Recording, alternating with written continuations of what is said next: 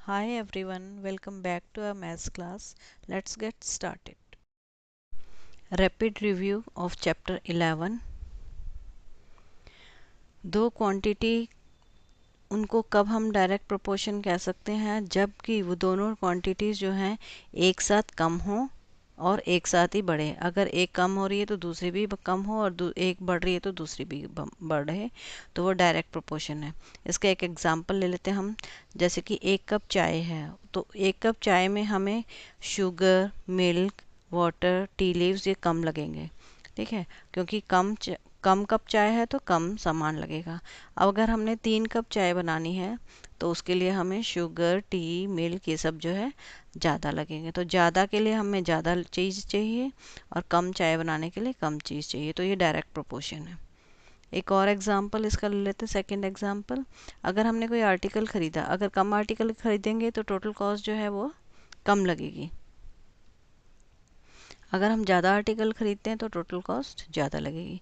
तो अब ये डायरेक्ट प्रोपोर्शन का एग्जांपल है। Now next is inverse proportion. Inverse proportion में दोनों क्वांटिटी जो है वो इस तरह से होते हैं, दोनों चेंज है। एक क्वांटिटी अगर कम हो रही है तो दूसरी क्वांटिटी बढ़ेगी, उल्टा हो जाएगा उसका।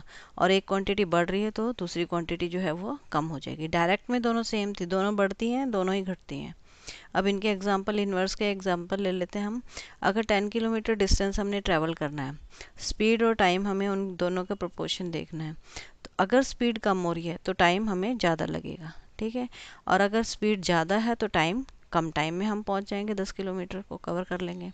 एक और एग्जांपल इसका ले लेते हैं, वर्क। वर्क में मैन और टाइम को हमने कंपेयर करना है। अगर मैन कम है तो टाइम हमारा ज़्यादा लगेगा, अगर मैन ज़्यादा हो गए हैं तो टाइम हमारा कम लगेगा।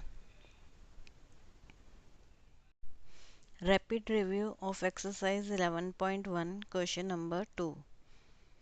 क्वेश्चन नंबर 2 में हमें बेस दिया हुआ है और पार्ट ऑफ रेड पिगमेंट दी हुई है। अगर दोनों बढ़े हुए हैं तो दोनों ही बढ़ेंगे। अब red part of the pigment बढ़ते जा रहे हैं तो बेस भी बढ़ता जाएगा, तो ये डायरेक्ट प्रोपोर्शन में है। थर्ड क्वेश्चन में अगर एक पार्ट रेड पिगमेंट है तो बेस जो है 75 मिलीलीटर है। अगर 1800 मिलीलीटर यानी कि ज़्यादा हो गया तो रेड पार्ट भी ज़्यादा हो जाएंगे, तो ये भी डायरेक्ट है।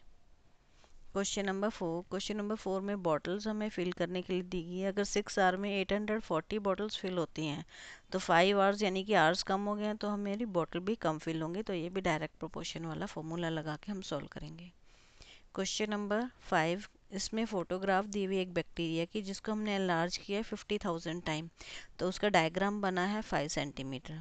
अगर उस फोटो को 20,000 टाइम एनलार्ज करते हैं यानी कि कम हो गया है तो डायग्राम भी छोटा बनेगा। तो ये भी डायरेक्ट प्रोपोर्शन है, इसको डायरेक्ट प्रोपोर्शन से सॉल्व करेंगे। Question number 6, actual ship of the model and actual ship and model दिया हुआ है। अगर शिप बड़ा है तो उसका मॉडल भी बड़ा होगा। अगर शिप छोटा है तो उसका जो मॉडल है वो भी छोटा होगा। तो इन सभी में हम डायरेक्ट प्रोपोर्शन वाला फॉर्मूला लगा के सॉल्व करेंगे। Question number 7।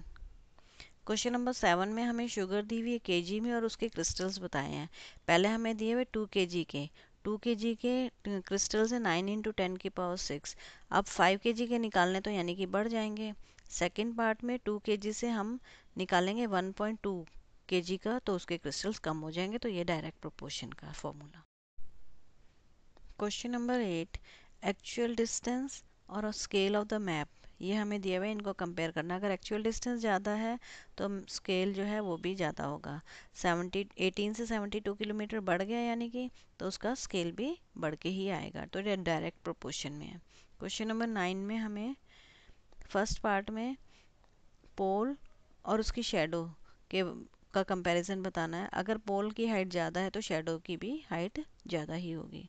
सेकंड पार्ट में at the same time, time जो है सेम रहेगा। अगर शेडो हमें बढ़ा के दिए तो पोल की हाइट भी बढ़ के ही आएगी। तो इस दोनों क्वेश्चन डायरेक्ट प्रोपोर्शन में है। Question number 10। क्वेश्चन नंबर 10 में ट्रक जो है वो ट्रैवल कर रहा है सेम स्पीड पे, तो डिस्टेंस और टाइम का हमें प्रोपोर्शन बताना है। अगर 25 मिनट्स जो है वो 14 किलोमीटर 25 मिनट्स लगाता है 14 किलोमीटर को ट्रैवल करने के लिए, तो 5 आवर्स में ज़्यादा लगेगा क्योंकि टाइम बढ़ गया तो डिस्टेंस भी बढ़ जाएगा। तो ये direct proportion. Rapid review of exercise 11.2।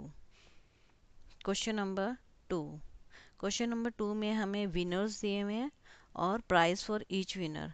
अगर 1 लाख प्राइस है, अगर एक विनर है तो 1 लाख पूरा उसको मिलेगा। अगर 2 विनर्स हुए तो वो डिवाइड हो जाएगा, 50,000 दो को मिलेगा।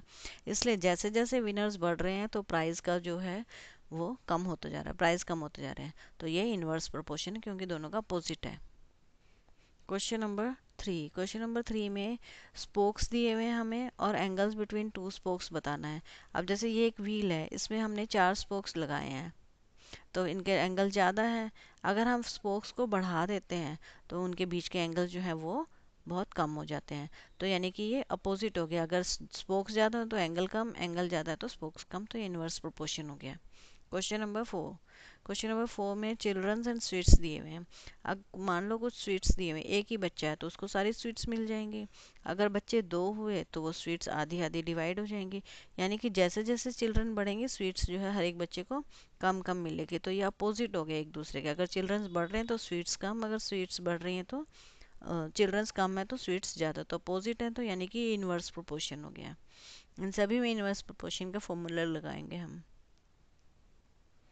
क्वेश्चन नंबर 5 में एनिमल्स और डेज। एनिमल्स को जो फूड दिया हुआ है, अगर कम एनिमल्स हैं तो डेज ज़्यादा लगेंगे, अगर ज़्यादा एनिमल्स हैं तो कम दिन में ही फूड उनका ख़त्म हो जाएगा। अपोजिट हो गया, तो ये इन्वर्स प्रोपोर्शन का ही फॉर्मूला लगा के सॉल्व करेंगे। क्वेश्चन नंबर 6 में पर्सन्स और डेज। अगर किसी काम को करने के लिए पर्सन्स ज़्यादा लग रहे हैं तो दिन कम लगेंगे, तो ये इन्वर्स प्रोपोर्शन का फॉर्मूला लगा के सॉल्व करेंगे। क्वेश्चन नंबर 7 में बॉटल्स जो हैं वो बॉक्सेस में फिल की गई हैं। अगर 12 बॉटल्स जो है उनके लिए एक बॉक्स में 12 बॉटल्स रखें तो 25 बॉक्सेस लगी हैं। अगर एक बॉक्स में 20 बॉटल्स रख रही हैं यानी कि ज़्यादा बॉटल्स रख रही हैं तो बॉक्सेस कम लगेंगे, तो ये इन्वर्स प्रोपोर्शन।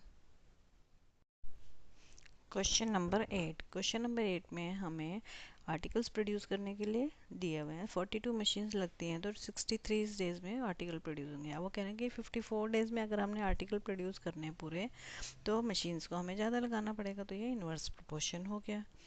क्वेश्चन नंबर 9 में डिस्टेंस हमने ट्रैवल किया। अब टाइम और स्पीड का प्रोपोर्शन हमें बताना है।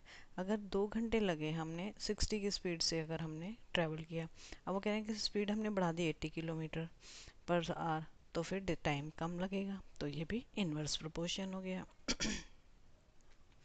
क्वेश्चन नंबर 10 में एक घर में न्यू विंडो फिट करनी है, 2 बंदे लग रहे हैं और तो फिर वो कह रहे हैं कि अब दो में से एक जो पर्सन है वो बीमार हो गया। तो अब एक बीमार हो गया तो एक बंदा काम करेगा तो वो ज़्यादा टाइम लगेगा, तो अगर पर्सन डिक्रीज हो तो डेज ज़्यादा लगेंगे। ऐसे ही सेकंड पार्ट में वो कह रहे हैं कि हमने एक दिन में विंडो कंप्लीट कर लेनी, लगा लेनी है, तो हमें पर्सन कितने लगेंगे, ज़्यादा लगाने पड़ेंगे, तो इसलिए पर्सन इंक्रीज हो गया, तो ये इन्वर्स प्रोपोर्शन हो गया। क्वेश्चन नंबर 11 में हमने ये एज्यूम किया है कि भी स्कूल के जो आवर्स हैं वो सेम है।